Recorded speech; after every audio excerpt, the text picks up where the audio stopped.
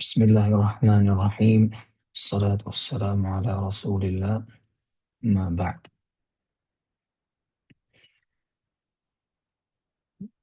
Dersi i sotëm është rreth dispozitave, se kemi me hyjë në dispozitat e meshut. Unë dhe një mes, ato që është ajo qoftë çorape, apo mbulesë kokës së gruas, e kështu me radhë, cilat do t'i përmend.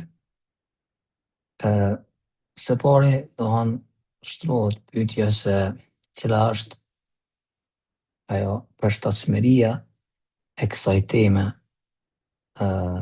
në abdes. Për shkak se siç e dini, ne kemi hyrë domthonë në kapitullin e abdesit dhe kemi shpjeguar se çka është abdesi, kemi tregu farzat apo ato uh, obligimet që duhet patjetër domthonë njeri me i bë gjatë abdesit, formën e abdesit dhe sunetet.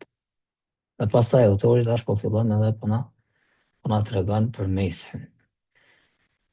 Përshtatshmëria e kësaj teme, edhe pse nuk është përfunduar domthonë ende dispozitat e abdesit, është për shkak se kjo ka lidhje pikërisht me farzët e abdesit dhe andaj patjetër duhet me u sqaru.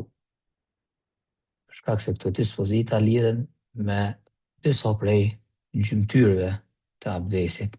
Për shembull lidhet me këmbën, që është mbathja e çorapeve, se si duhet me u jap mes, ose lidhet për shembull me kokën, ulesa për shembull e gruas, ose e çallma që vendosin meshkujt në disa vende për shembull. Apo mundet me u lidh edhe me fashën, siç kemi ne shpjeguar, domthonë që njeriu ka mundësi domthonë me lidh dorën në një fashë, ashtu si duhet me u veprua ajo, dhe kjo ka të bëjë me mesin. Andaj duke pas parasysh që kjo lidhet me farzët e abdesit, andaj kjo është përshtatshmëria e kësaj teme këtu. Mirë. Vazhdojmë me fjalët e autorit, ku thot يجوز المسح على خف ونحوه. Autori po vazhdon edhe po i përmend gjërat se çka duhet me i dhënë mes. Së pari po thot يجوز المسح, lejohet. Nuk po përmend për shembull është sunet ose diçka tjetër, ose ndonjë gjykim për gjykime. Po së pari po thot يجوز, lejohet. Domthonë njerë tregohet se a është e lehtëshme një gjë, e pastaj tregohen ato gjykimet se a është sunet, apo është për shembull obligim, apo është haram, mekruh, kështu me radhë, gjykimet e njohura. Edhe çështja tjetër këtu يجوز është se po jep palëdon se një gjë e tillë tek ne është e lejushme. Për shkak se ka disa grupacione cilat e kanë ndalu mesin, çorapësh. Dhe është bërë shenjë për shenjave të tyre. Domthonë shenjë për shenjat të disa bidatxive që nuk e kanë leju, e kanë ndalu. Andaj, këto autori po thotë që kjo lejohet, edhe kjo është prej besimit tonë. Andaj disa e kanë përmend edhe në librat e akides, e ka përmend domthonë çështjen e meshut. Mirë, autori tha ala khuffin wa nahwihi. Meshu me u dhon, është e lejushme domthonë me u dhon khuff. El khuff është ajo që e mbulon këmbën, dhe zakonisht domthonë që përmendet në libra të fikut është ajo e cila është prej lëkure. Shkak se këtu i kemi domthonë disa mendime, ose dy mendime rreth dietarëve rreth këtij mesit, ku thonë se a është kusht me kanë prej lëkure apo jo. A është kusht. Mendimi i parë nuk është kusht, edhe ky është mendimi i gjumhurit, mendimi hanefive, shafive dhe hambeli. Edhe argumentimi se nuk është kusht, argumenti tyre është mos ekzistenca e një argumenti të kësaj çështje. Pa nuk ka argument as në Kur'an as në Sunet, as pe ixhmas që është kusht me kanë, domthonë prej lëkure. Ajo që i mbulon këmbë, domthonë çorape, se mund me quajtë edhe këta, që tjetë prej lëkure. Derisa Malikit e kanë bërë kusht një gjë të tillë për shkak se kanë thonë kjo domthonë lehtësim që është marrë në atë kohë domthonë kur i kanë both që të kufin ka qenë prej lëkurës. Ajo e zakonshme që e kanë pas ka qenë prej lëkurës. Andaj e kanë kufizu për shkak të kësaj.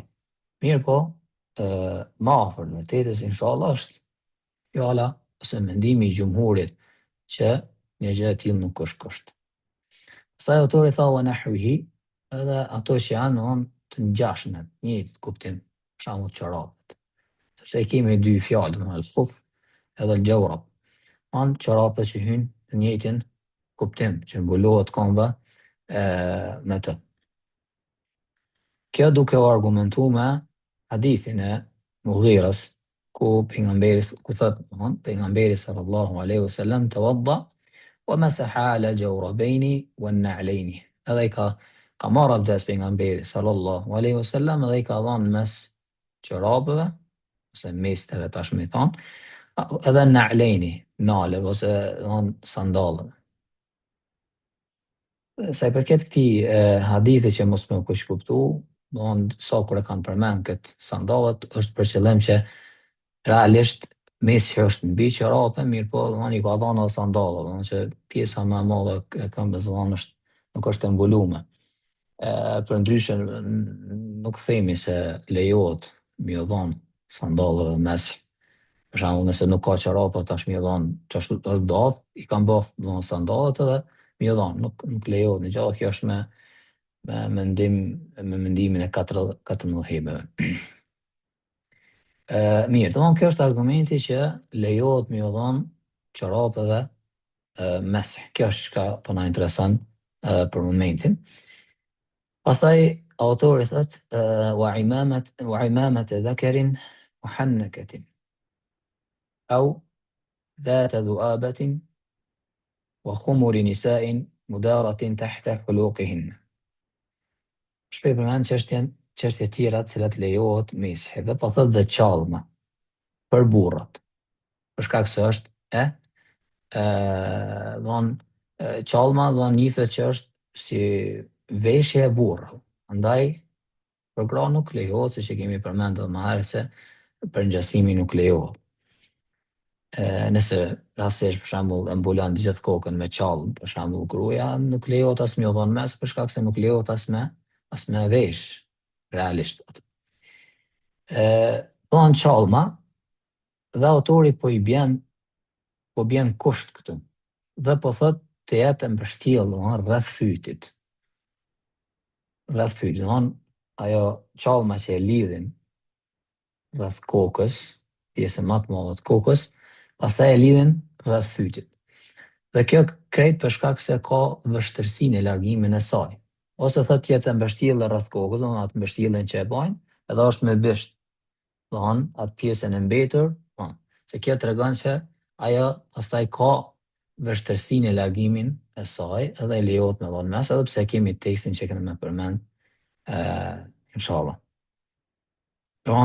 Besoj e keni pa, zakonisht i shohim Sudanin, tje është veshja e njohur kjo qallma që veshin, Allahu ja largof belan që i ka godit. Kjo është për qëllim. Argument për këtë çështje është hadithi i Mughirës, po ashtu që pejgamberi sallallahu alaihi wasallam thotë tawadda fa masaha bi nasiyatihi wa ala al-imama wa ala al-khuffaini. Pejgamberi sallallahu alaihi wasallam ka marrë abdestet dhe i ka dhënë mes kësaj pjesës përpara këtu, nasija, që ka qenë pak e shplume, se lejohet, po kemi përmend kushtet më vonë se çka do të mu përfshi krejt koka kështu më radh. I ka dhënë domthon kësaj pjesës, pastaj ka vazhdu mesën edhe i ka dhënë ai mëmës, domthon që soi çalmës. Ka dhënë çalmës. Pastaj edhe i ka dhënë mes edhe al-khufejni, domthon çorapeve meste, këmbëve. Kjo domthon hadith është argument që pejgamberi sallallahu alaihi wasallam pas ka vepruar një gjë të tillë dhe kjo saktohet edhe prej Ebu Bekrit, Omerit, Enesit dhe Ebu Umama që e ka përmendur domthon Ibn Shejbe në sanifin e tij. Mirë, kjo çështje po përmendet edhe po përmendet këtu, domthon që është mendimi Hanefive, Hanbelive. Mirë po, kjo çështje ka mos pajtim. Shkak se gjumhuri ka thonë nuk lejohet. Gjumhuri ka thonë nuk lejohet meshi.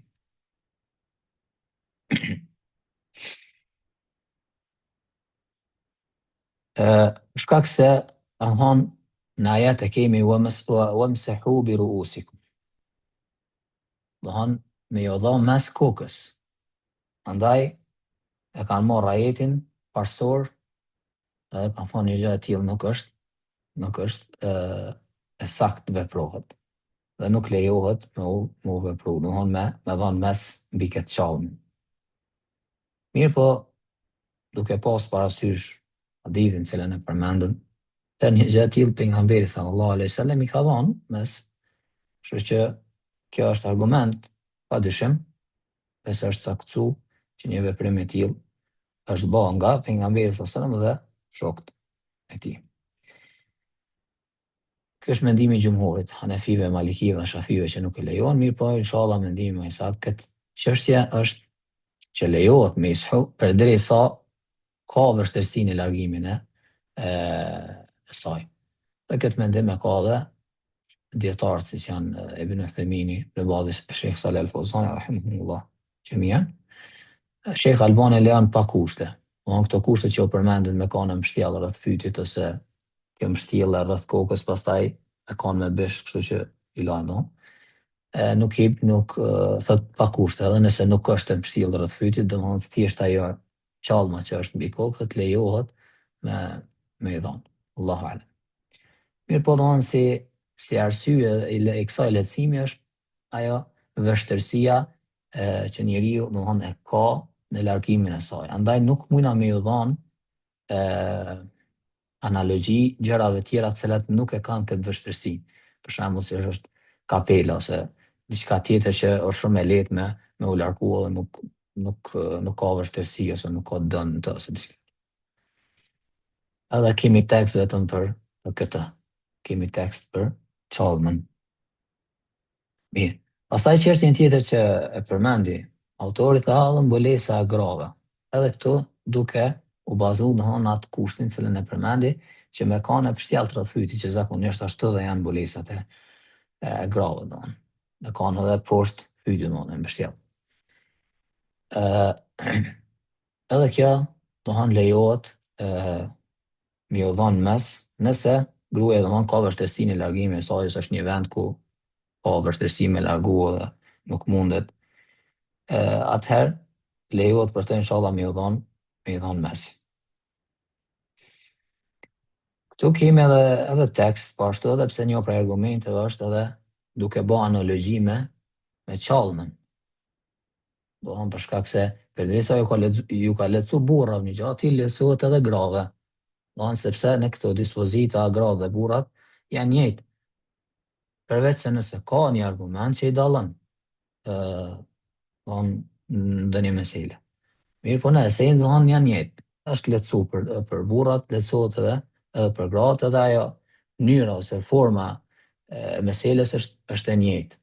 Kjo është një prej argumenteve që e kam përmendur, edhe argumenti tjetër është se është transmetuar se Ummu Salama, është transmetuar në senet saktë se i ka dhënë mes el-khimar, ka dhënë mes mbulesës saj. Edhe këtu është argument, domethënë kë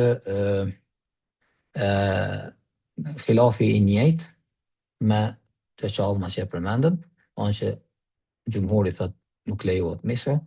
Mirë po si që thamë domethënë është mendimi më i saktë, insha Allah, është mendimi i parë që lejohet me u dhënë mes. Mirë, pastaj autori po vazhdon apo thotë وعلى جبيرة لم تجاوز قدر الحاجة. Dhe po thot mbi fashën, se gjebira është diçka që vendoset mbi plagë. Çka do që tjetë ajo?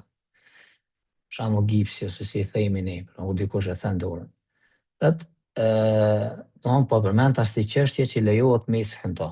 Dhe fasha që vendoset domthon mbi plagë, përderisa ai nuk e ka kalu pjesën e plagës, pjesën, ka kalu më shumë se sa që është e nevojshme.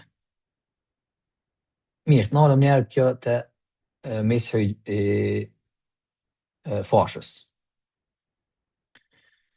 Pa përmendum argumentin se pare që është transmetuar domethënë në hadith, ajo ngjarja e njohur që përmendet, që është ngjarja e atij sahabiu i cili ka pas plagë në kokë dhe i ka pyet shok domethënë që me u pastru me marr gusull, edhe kanë thonë, domethënë i ka pyet a ka ndonjë lehtësim për këtë çështje, shkak se ka dëm nëse vendos ujin mbi plagë, atëherë i kanë thonë që nuk shohim ndonjë lehtësim tjetër përveç se guslit.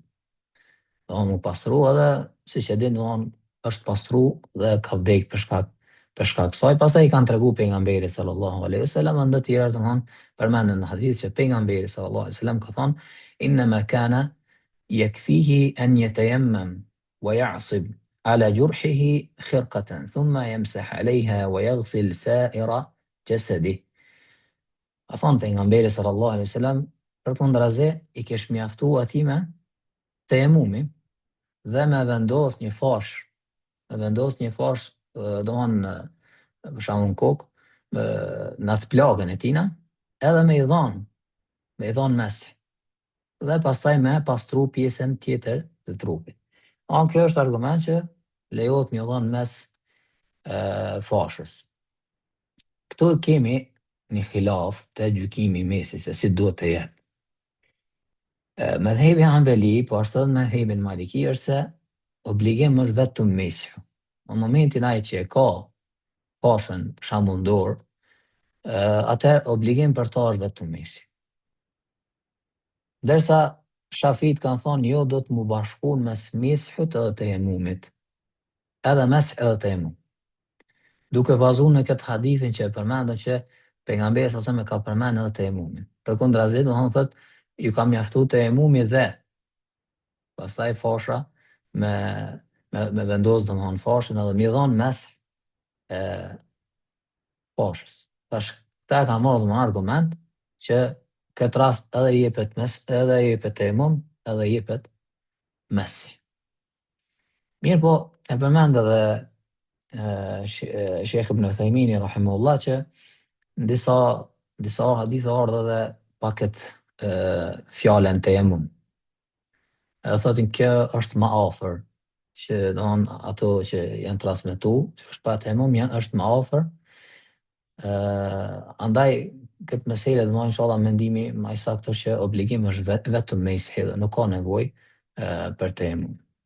Derisa Hanefit ka thonë mesi si mes është i lejuar, por jo fare. Që do thotë nëse ai rastisht e ka lënë për shembull, nuk e ka bën mesin, thonë namazi i tij është i saktë. Mirë po, inshallah më afër të vërtetës është ky mendimi i parë, që do të mi dhon mes asaj pjese. Për shembull dorës, e cila është fardh dhe është obligim që me u pastru dora, mirë po për shkak se për momentin nuk mundet, atëherë e është lehtësuar me mes dhe padyshim që do të me u pastru ose nëse e quajmë në kuptimin e pastrimit me mes, që me plotësu farzin e abdesit, që është për shembull pastrimi i dorës. Pse këtu kemi domthon vahirive, siç është mendimi i Ibn Hazmi që as tejemum as mes, domthon nuk ka nevojë, duke bazuar që Allah nuk e ngarkon njeriu për të mundësive. Mirë po mesi domthon nuk është diçka që është e vështirë për ta. Edhe këtu dietarët e kanë përmendur se sa i përket meshit edhe të fashës edhe mesit të gjëra të tjera që janë në sens për shembull çorapëve e këto, që nuk kanë të bëjnë me diçka të domosdoshme, no, njeriu vendos kur don, për shembull çorapet e kështu me radhë nuk lidhet me domosdoshmëri ose një rast i ka ndodhur patjetër me vendos për shkak rrezikut ose diçka e tillë. Ka dallim, no, nuk mundna me e qitë me të njëjtën peshore. Për shembull, koha e meshit ka kohë të caktuar që kanë më përmend, më vonë inshallah. Ndërsa koha e kësaj fashës nuk ka kohë të caktuar. Për shembull, është një prej dallimeve, sepse kjo lihet, siç e përmend tash autori, lihet derisa të shërohet plaga, nuk ka këtu një det apo 3 ditë e jotar apo nuk jotar e kështu me radhë. Edhe një prej dallimeve tjera thonë është që kur t'i jepet mes thonë kësaj fashës nuk jepet vetëm përmbi, vetë pjesën përmbi, po do të më dhanë edhe përfuni, ashtu siç e lan dorën. Jepet mes komplet fashës, për shembull, ose komplet gipsit, nëse për shembull e ka thy dorën dhe ka ngjit. Mirë. Pastaj çështja tjetër që e përmendi autori tha që mos me kalu pjesën e nevojshme. Ka nevojë për shembull ka thy dorën, ka thy dorën për shembull deri këtu, edhe e ka mbarë keps deri te bryli për shembull, e ka mbulu komplet. Tash çka thojnë? Ta thojnë, nëse e ka kalu, thot autori wa in jawazathu aw wada'aha ala ghayri at-tahara lazima naz'uha. Nëse e ka vendos më shumë se sa që duhet, ose thot kursi tjetër e ka vendos duke mos kanë me abdes, thot i bëhet obligim me largu ato. Fa in khafa ad-darar, nëse ka frikë që mundet me u dëmtu shëndeti i tina, jep tejemmum. Ma meshi mawdu'atin ala tahara. Çka po thot autori? Do thonë, kjo është mendimi i mëdhëbit Hambeli edhe mëdhëbit Shafi, që thonë nëse ka kalu, që mos mu përzit tash me atë pjesën normale të fashës. Për të thëtë nëse e ka kalu, o ma shumë se sa që është e nevojshme, atëherë të du të me largu. Nëse nuk mundet me largu, për shkak se ka dëm, atëherë çka po obligojnë, thonë që atë pjesën që është shtu, du të me dhonë temu. Që mos t'ju përzijet këtu ku thanëm Hambelit, thonë mos me dhonë temu, apo? Thonë Hambelit. Dërsa këtu po thot tash temum. Jo, po thot temum për pjesën e shtesë, që është jashta nevojës që me kanë ajo fasha këtu. Jashta plagës për shembull. Thonë çasaj pjesë me dhonë temum. Kjo është domosdoshmë mendimi, se nuk e kam përmendur, me mendimi dohani Hambelive dhe Shafive. Ndërsa të Hanefit edhe Malikit thonë jo. Edhe kjo është inshallah mendimi e saktë se prapë ka të njëjtën gjykim dhe me ju dhonë mes komplet. Padyshim është më mirë dohani me komuniku me doktorën për shembull në këtë rast, nëse më u kuptu që me vendos fashën për shembull atë sa është e nevojshme. Mirë, po nëse është vendos dhe tash ka problem me u largu aja, atëherë inshallah i jepet e merr gjykimin e fashës normale, e merr gjykimin dhe i jep vetëm mes dhe jo temum. Inshallah kjo është më afër vërtetës. Edhe sa i përket kohës, do hanër derisa të shërohet plaga, siç e përmendëm, dhe nuk ka kohë kështu 1 ditë apo 3 ditë apo me u lidh me udhëtarin e kështu me radhë. Pastaj çështja tjetër që e përmendi autori tha, edhe me u vendos aja kur është me abdes. Kështu siç e përmend edhe Shekh Ibn Uthejmini rahimullah, nuk ka argument për këtë. Edhe na kemi lehtësim për këtë çështje. Andaj nëse ti i thu për shembull atina që ai me kanë me abdes, atëherë ja ke vështirësu çështjen. Për shkak se nëse ai për shembull e ka thy dorën, nëse ka pas ndonjë plagë diçka më të rëndë. Ai tash do të më intervenu aty. Tash për shembull më shku me i thonë merr abdes para se me vendos, është e vështirë, ka vështirësi shumë. Ai është në gjendje jo të mirë. Më shku për shembull me i thonë merr abdes një herë para se me vendos, që ndoshta intervenimi do të më kamë ne, ka vështirësi në këtë, këtë çështje. Kështu që përveç se edhe nuk ka argument, siç e përmend Sheikhu ibn Uthaymeen rahimahullah, ka edhe vështirësi. Kështu që inshallah themi nuk kushtëzohet me kon abdesi para vendosjes së fashës. Nëse mundet me ba, kjo është edhe më mirë. Mirë po në disa raste është vështirësi me ba, me marr abdes para se me vendos atë. Kështu që edhe nëse nuk ka abdes, inshallah prapë se prapë nuk themi që do të me largu tash ai fashën, me marr abdes e tani me ngjit prap. Mirë po, i lejohet me i dhon mes. I lejohet me i dhon mes, inshallah.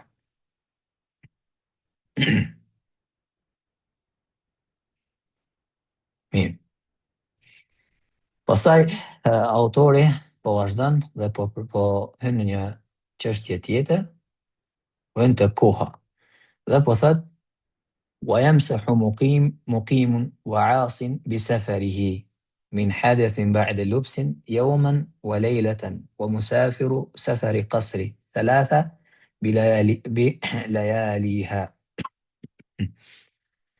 Mirë. Po fillon edhe po i tregon kohën e mesit. Po thot i jep mesh një ditë dhe një natë, pasi e prish abdesin, pasi i kam bath edhe e prish abdesin, kanë me folë edhe për këtë mesele, thot një ditë e një natë për vendasin, dhe thot për udhëtarin që ka qëllim me bo mëkat në atë udhëtimin e tina. Ku është nisaj, atje ka mëkat për shemb. Shkon me një vend ku ka mëkat. Themi hajde në koncert, po shkon në koncert. Është namazli, edhe nëse shkon atje, ta thonë që për këto s'ka lehtësim.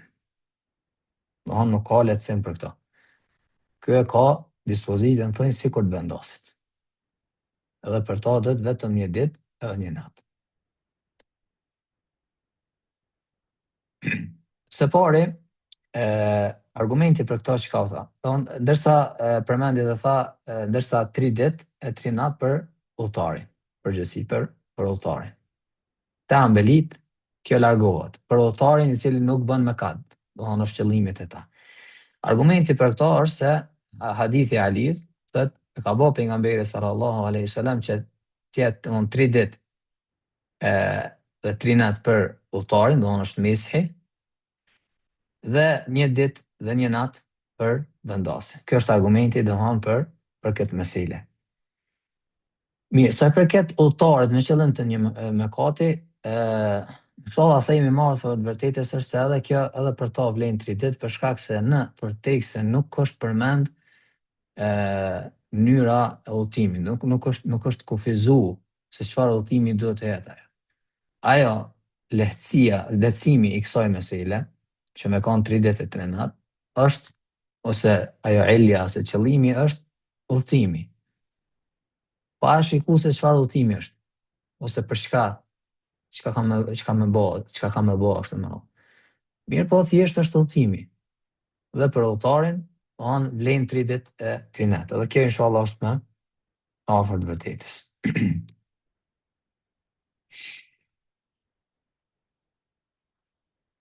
Edhe pse në këtë mesele ka khilaf, që nuk e përmenda, disa thojnë nuk ka hiç kohë.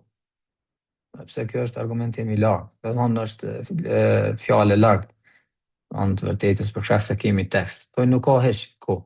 As një ditë, si për vendasin, si për udhëtarin, thojnë kur ti vendos, sa ti mon i mban, edhe i lejohet me i dhon mes. Po ashtu, mendimi tjetër në këtë mesele është se që e ka zgjedhur dhe Ibn Taymija, që në esencë është kjo që e tham, një ditë e një natë për vendasin, 3 ditë e 3 natë për udhëtarin, mirë po, nëse është nevoja e madhe e tij, ose është një vështirësi, ose ka domosdoshmëri që do të më i mbajt më shumë se 3 ditë, atëherë thotë që lejohet. Lejohet, nëse ka kalu 3 ditë, 4, 5, 6, nëse ka vështirësi, ose ka një rast që do të patjetër që nuk mundet me i largu. Edhe kjo është argumentim, edhe kjo është mendim i fortë, mirë po, kthehemi në esencë që inshallah ky mendimi që një ditë e një natë për vendosjen e 3 ditë e 3 natë është më afër të vërtetës inshallah.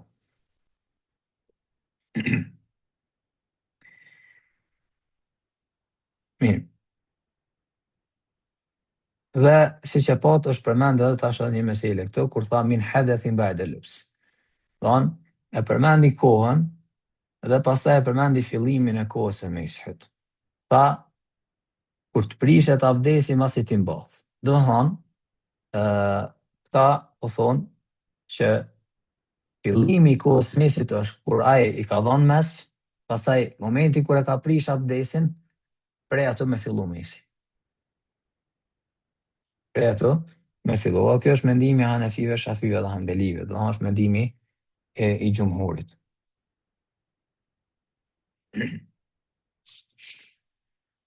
Ndërsa mendimi i dytë është se pas meshut të parë, pas hadithit. Dhe më thonë, jo prishjes abdesit, mirë po nëse ai ka marrë mes. Pastaj e ka prish abdesin, nuk ka thoj problem. Momenti kur i jepet mes çorapëve për shembull, prej ato fillon mesi. Sa i përket mendimit të parë, këta kanë argumentuar domthonë me hadithin e Safanit ku thotë që pejgamberi sallallahu alaihi wasallam na ka urdhëruar domthonë që kur kemi qenë në udhtim që mos me i largu çorapët 3 ditë, 3 natë. Përveç në rastin kur ka me u pastru prej gjunubullakut. Ndërsa thot mirë po, domthonë e kundërta e saj min al-gha'it wa bawlin wa nawmin. Domthonë prej këtu nevoja fiziologjike, domthonë jashtëqitjes ose urinimit ose gjumit. Domthonë prej këtyne me fillu domthonë është kuptuar në hadith që prej këtyne domthonë kur urinon ose ka flajt ose gjë, prej atojt mos me i largu mo 3 ditë e 3 natë. Domthonë kështu është kuptuar hadithi. Domthonë u përmend që 3 ditë e 3 natë, pastaj ka thonë prej kur del jashtëqitje ose kur urinon ose kur flan. Është kuptuar prej hadithit që aja koha po filloi ka momentin kur e prish abdesin. E fillon kur e prish abdesin. Dërsa është një rivajet i Imam Ahmedit ku thotë se është pas meshit, për ndryshe nuk mund është me qujt mesh. Nuk mund me thonë që ka mesh, ose fillon meshi kur nuk ka mesh realisht, nëse nuk ju ka dhënë ai. Kështu që thonë që meshu fillon ato ku jepet meshu, ato ku veprohet kjo vepra. Nuk mund me thonë që ka fillu një vepër pa u vepru. Andaj, thonë që meshu do të pas hadithit. Edhe kjo është edhe mendimi e Uzairit, e Thawrit, Nevewit, o disa dietarë tjerë domthonë që kanë zgjedhur si janë Abdulrahman as-Sa'di, bin Bazi, Sheikh Salih Al-Fawzani. Allah i mëshiroft të gjithë. Dhe kjo inshallah, ky mendim inshallah është më afër të vërtetës.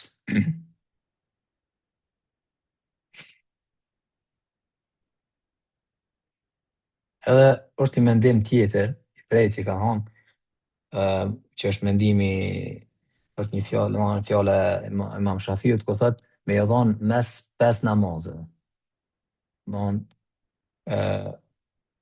Fillimi i kohës, 5 namazë. Pa namazin e parë deri namazin e 5. Prej namazit kur e fal deri namazin e 5.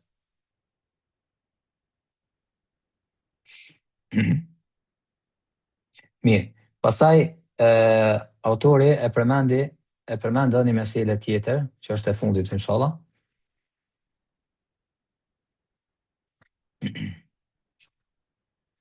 Dhe thot, fa in masaha fi safarin thumma aqam aw akasa fa ka muqimin.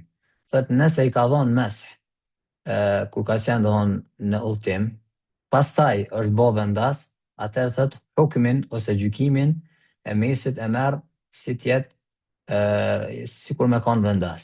Ose e kundërta, nëse ka qenë vendas, pastaj ka fillu me udhtu, thot e ka gjykimin sikur vendas. Qysh? Domthon, nëse ka qenë në udhtim, edhe i ka dhënë mes kur ka qenë në udhtim. Tash, në atë momentet, ai ka 3 ditë të trina. Mirë po, për shembull, në ditën e dytë, u bo vendas, kam rri në vendin e tina, atëherë thoi nuk ban me ju dhënë mes. Duhet me hek edhe me marr prapë. Se tash e ka gjykimin si vendas. Nuk jepet mes. Përveç se nëse për shembull i ka dhënë mes edhe kam rri para 24 orëshit prej kur ka fillu mesi, atë lejohet. Për shkak se e ka gjykimin e vendasit edhe vendasi është 24 orë. Mirë po nëse e ka kalu 24 orëshin, atëherë momenti kur kam rri në vendin e tina, atëherë do të me largu ato dhe nuk lejohet me jo dhënë mes. Derisa autori këtu për përmend që kjo vlen edhe e kundërta e asaj. Nëse është ka qenë vendas, i ka dhënë mes, edhe tash fillon me udhtu, atëherë nuk e ka pas qëllimin e udhtimit. Atëherë thot në këtë rast e ka gjykimin e vendasit. Nuk bën më shumë se 1 ditë e 1 natë. Mirë po, ka khilaf këtë çështje, për shkak se mendimi i dytë thonë që edhe për ta vlen. Në momenti kur ka udhtu, atëherë